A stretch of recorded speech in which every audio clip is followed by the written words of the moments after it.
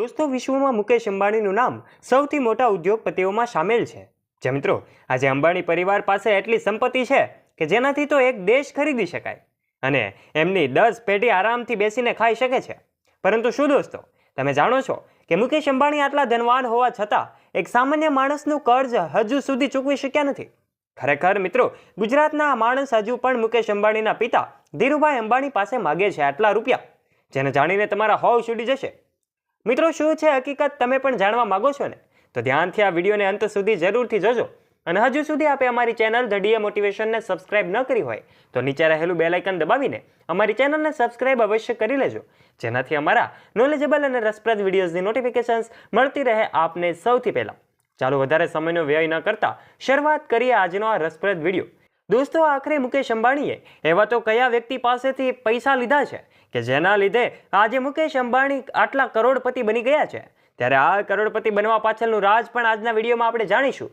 આખરે ધીરુભાઈ અંબાણીની એ ઝીરોથી હીરો સુધીની સફર પણ આજે આપણે જાણીશું. ધીરુભાઈ અંબાણીએ એવું તે શું કર્યું કે તે એક સામાન્ય સ્થિતિમાંથી અબજોપતિ બની ગયા છે? ત્યારે આજના વિડીયોમાં એ પણ આપણે સાથે જાણીશું. માટે એક પણ મિનિટ સ્કીપ કર્યા વગર આ વિડીયોને અંત સુધી જરૂરથી નિહાળજો. ચાલો શરૂઆત કરીએ આજનો આ રસપ્રદ વિડીયો.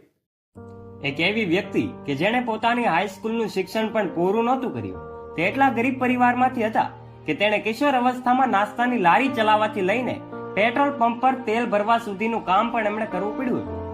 આ માટે જ આ માણસે જ્યારે દુનિયાને અલવિદા કહ્યું ત્યારે તેમની પ્રોપર્ટીની કિંમત 62,000 કરોડ રૂપિયાથી પણ વધુ હતી. જ્યાં દોસ્તો, તમે સાચું જ સાંભળ્યું છે. જો તમે હજી પણ આ વ્યક્તિને ઓળખી શક્યા નથી ને, તો તમને જણાવી દઈએ કે અમે વાત કરી રહ્યા છીએ ધીરુભાઈ અંબાણી વિશે. જગતના એક એવા સફળ ચહેરા જેમણે દરેક ગરીબને એવી આશા આપી હતી કે સફળ થવા માટે માત્ર પૈસા નહીં પણ નિયત હોવી જોઈએ. સફળતા તેને જ મળે છે જે તેના માટે રિસ્ક લે છે. ધીરજલાલ હીરાલાલ અંબાણીનો જન્મ 28 ડિસેમ્બર 1932 રોજ જુનાગઢ પાસે આવેલા એક નાનકડા ગામ ચોડવાડમાં થયો હતો. પિતા હીરાચંદ્ર ગોવર્ધનભાઈ એક શિક્ષક હતા અને માતા જમનાબેન એક ગૃહિણી હતા. ધીરુભાઈને 4 બહેનો અને 2 ભાઈઓ હતા. શિક્ષક ગોવર્ધનભાઈ એટલા માટે એના મોટા પરિવારનો ઉછેર કરવો એ સરળ નહોતો. એક સમય એવો આવ્યો કે આર્થિક સમસ્યાઓના કારણે ધીરુભાઈને પણ એમનો અભ્યાસ છોડી દેવો પડ્યો અને ધીરુભાઈએ તેમના પોતાના પિતાની મદદ કરવા માટે નાના મોટા કામો શરૂ કર્યા. મિત્રો, કહેવાય છે ને કે દરેક સફળતાની પાછળ અનેક નિષ્ફળતાઓ છુપાયેલી હોય છે. તબિયત છોડ્યા પછી ધીરુભાઈએ પહેલો ફળો અને નાસ્તો વેચવાનો એક સ્ટોલ નાખ્યો, પરંતુ વધુ નફો ન થયો. આ પછી એમણે પોતાનું દિમાગ લગાવીને એમણે નક્કી કર્યું કે ગામની નજીક આવેલા એ ધાર્મિક સ્થળ ગિરનારની તળેટીમાં પકોડા વેચવાનું કામ કરશે. જોકે આ કામ ફક્ત પ્રવાસીઓ પર જ આધારિત હતું, જે વર્ષના અમુક સમયમાં સારો ધંધો થઈ જતો, પરંતુ બાકીના સમયમાં આવક સાવ બંધ રહેતી અને તેથી થોડા સમય પછી ધીરુભાઈએ આ કામ પણ બંધ કરી દીધું. ધંધામાં પ્રથમ 2 નિષ્ફળતા પછી એમના પિતાએ તેમને નોકરી કરવાની સલાહ આપી. ધીરુભાઈના મોટા ભાઈ રમણીકલાલ એ સમયે યમનમાં નોકરી કરતા હતા. એમની મદદથી ધીરુભાઈને યમન જવાનો મોકો મળ્યો. એમને સેલ કંપનીના પેટ્રોલ પંપ પર નોકરી કરી અને માત્ર 2 જ વર્ષમાં પોતાની કાબિલિયતથી મેનેજરના પદ સુધી પહોંચી જાય છે. અને આ નોકરી દરમિયાન પણ ધીરુભાઈનું મન નોકરીમાં ઓછું અને બિઝનેસમાં વધુ લાગતું. સાંભળજો આખી આ વાત. તેઓ દરેક સમયે વિચારતા હતા કે એક સફળ ઉદ્યોગપતિ કેવી રીતે બની શકાય. નોકરી કરતા હતા ત્યાં ચા માત્ર 25 પૈસામાં મળતી હતી, પરંતુ તેઓ નજીકની મોટી હોટલમાં ચા પીવા માટે જતા હતા, જ્યાં તેમને ચા માટે 1 રૂપિયો ચૂકવવો પડતો હતો.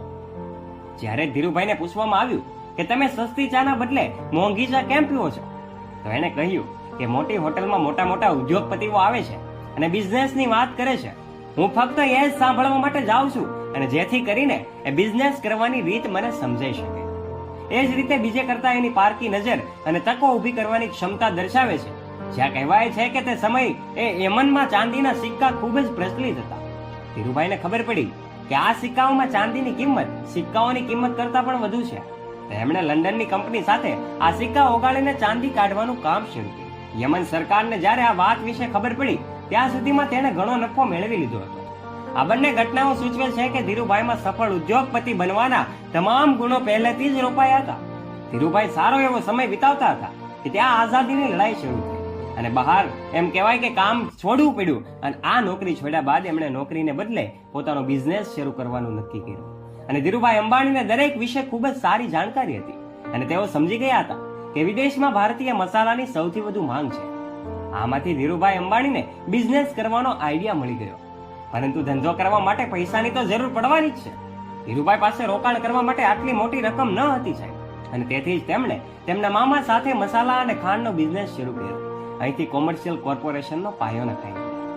આ પછી રિલાયન્સને દોરાના વ્યવસાયમાં પ્રવેશ કર્યો અને ટૂંક જ સમયમાં આજે તેઓ બોમ્બે યાર્ન એસોસિએશનના માલિક પણ બની ગયા. આ ધંધો જોખમથી ભરેલો હતો અને તેના મામાને જોખમ ગમતું ન હતું, અને તેથી ટૂંક સમયમાં જ બંને અલગ થઈ ગયા. પરંતુ તેનાથી રિલાયન્સને વધારે ફરક ન પડ્યો અને વર્ષ 1967ની વાત છે. એમાં રિલાયન્સ ટેક્સટાઇલ શરૂ થયું અને આ રીતે રિલાયન્સ અમદાવાદના નરોડામાં ટેક્સટાઇલની સ્થાપના કરી અને વિમલનું બ્રાન્ડિંગ કેવી રીતે આપવામાં આવ્યું હતું કે તે ટૂંક જ સમયમાં પ્રસિદ્ધ થઈ ગયું અને વિમલના કપડા એક મોટું ભારતીય નામ બની ગયું. વિમલ વાસ્તવમાં એના મોટા ભાઈ રમણીકલાલના પુત્રનું નામ હતું. આ સંઘર્ષો વચ્ચે એમણે કોકિલાબેન સાથે લગ્ન કર્યા અને જેનાથી એમને 4 બાળકો થયા. મુકેશ, અનિલ, દીપ્તિ અને નીના આ રિલાયન્સ ટેક્સટાઇલ તેમજ પેટ્રોલિયમ અને ટેલિકોમ્યુનિકેશન જેવી કંપનીઓ સાથે ભારતની સૌથી મોટી કંપની રિલાયન્સ બની ગઈ. સતત વધી રહેલા ધંધાની વચ્ચે એમની તબિયત બગડી અને 6 જુલાઈ 2002ના રોજ એમનું અવસાન થાય છે. એમના મૃત્યુ બાદ એમનું કામ મોટા પુત્ર મુકેશ સંભાળી રહ્યા છે. દોસ્તો, અંબાણી માત્ર ભારતમાં જ નહીં પરંતુ વિશ્વભરમાં પ્રખ્યાત છે. એના પરિવારને આજે બધા ઓળખે છે.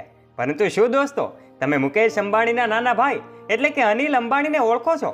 કદાચ તમે જાણતા જ છો, કારણ કે એક સમયે એનું નામ પણ મોટા મોટા ઉદ્યોગપતિઓ વચ્ચે એક એનું મોટું સ્થાન હતું. ખરેખર મિત્રો, ધનવાન લોકોની લિસ્ટમાં એનું 5મું નામ હતું. મિત્રો, તમને શું લાગે છે આ અનિલ અંબાણીની સ્થિતિ વિશે? તમે શું કહેશો? અમને કોમેન્ટ બોક્સમાં નીચે કોમેન્ટ કરીને જરૂરથી જણાવજો અને આ વિડીયોને એક લાઈક અવશ્ય કરી દેજો.